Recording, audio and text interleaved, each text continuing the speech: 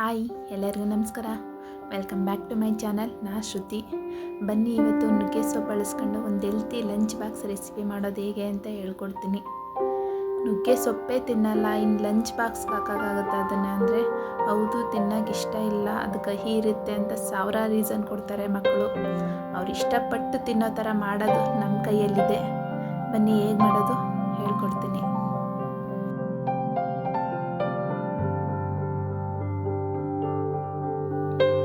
PAN ಕಾಯಕ್ಕಿಟ್ಟು ಸ್ವಲ್ಪ oil, ಹಾಗೆ ಸ್ವಲ್ಪ ಜೀರಿಗೆ, ಅದಕ್ಕಾದ ನಂತರ ಈರುಳ್ಳಿ ಸಣ್ಣದಾಗಿ ಚಾಪ್ ಮಾಡ್ಕೊಳ್ಳಿ. ಹಾಗೆ ಸ್ವಲ್ಪ ಕರಿಬೇವು ಸೊಪ್ಪು.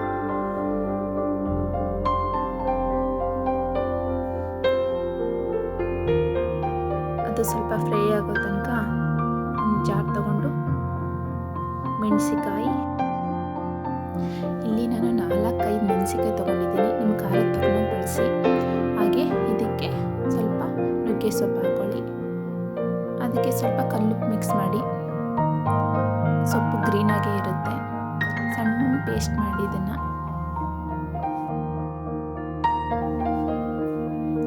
ಇದಕ್ಕೆ ಸ್ವಲ್ಪ ಅರಿಶಿನ.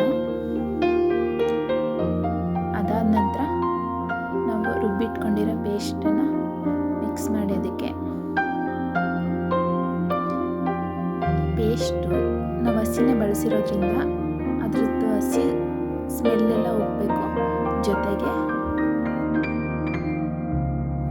ಅದನ್ನು ಎಣ್ಣೆಲಿ ಚೆನ್ನಾಗಿ ಫ್ರೈ ಮಾಡಿ. ನೀವು ಎಷ್ಟು ಫ್ರೈ ಮಾಡ್ತೀರೋ ಅಷ್ಟು ಅದರಲ್ಲಿರೋ ಕಹಿ ಅಂಶ ಕಡಿಮೆ ಆಗುತ್ತೆ. ನಾನು ಇದ್ರ ಜೊತೆನೆ ಶುಂಠಿ ಬೆಳ್ಳುಳ್ಳಿ ಪೇಸ್ಟ್ ಹಾಕಿ ಚೆನ್ನಾಗಿ ಮಿಕ್ಸಿಂಗ್ ಮಾಡ್ತಾಯಿದ್ದೀನಿ. ಹಾಗೆ ಸ್ವಲ್ಪ ಗರಂ ಮಸಾಲ ಹಾಕ್ತಾಯಿದ್ದೀನಿ. ಇದು ಎಷ್ಟು ನೀಟಾಗಿ ಫ್ರೈ ಆಗುತ್ತೋ ಅಷ್ಟು ಅದರಲ್ಲಿರೋ ಕಹಿ ಹೋಗುತ್ತೆ. ನಿಮಗೆ ಸ್ವಲ್ಪ ಡ್ರೈ ಅನ್ನಿಸಿದ್ರೆ ನೀರು ಆ್ಯಡ್ ಮಾಡಿ.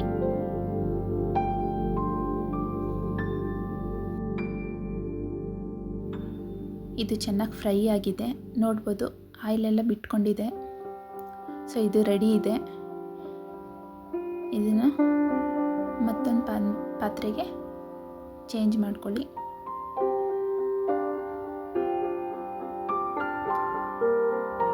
ಸ್ವಲ್ಪ ಎಣ್ಣೆ, ನಿಮಗೆ ಎಷ್ಟು ಬೇಕೋ ಅಷ್ಟು ಮೊಟ್ಟೆ, ಅದ್ರ ಮೇಲೆ ಸ್ವಲ್ಪ ಉಪ್ಪು. ಇದನ್ನು ಚೆನ್ನಾಗಿ ಫ್ರೈ ಮಾಡಿ.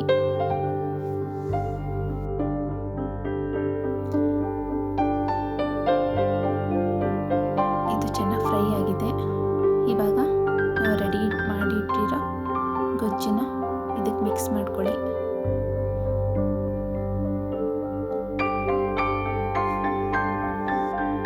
ಅರ್ಧ ಸ್ಪೂನ್ ಸಾಲ್ಟ್ ಹಾಕಿದ್ದೀನಿ. ಹಾಕಿ ಚೆನ್ನಾಗಿ ಮಿಕ್ಸ್ ಮಾಡಿ. ಮತ್ತು ರೈಸ್ ಇದಕ್ಕೆ ಆ್ಯಡ್ ಮಾಡಿ.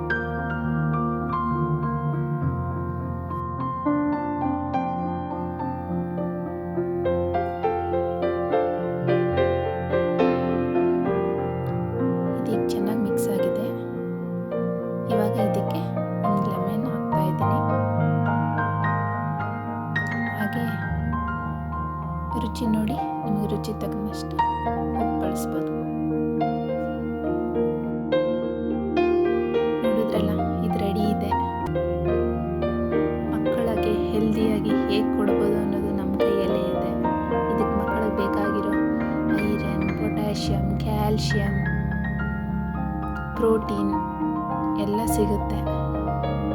ಮಿಸ್ ಮಾಡದೆ ಒಂದ್ಸತಿ ಟ್ರೈ ಮಾಡಿ.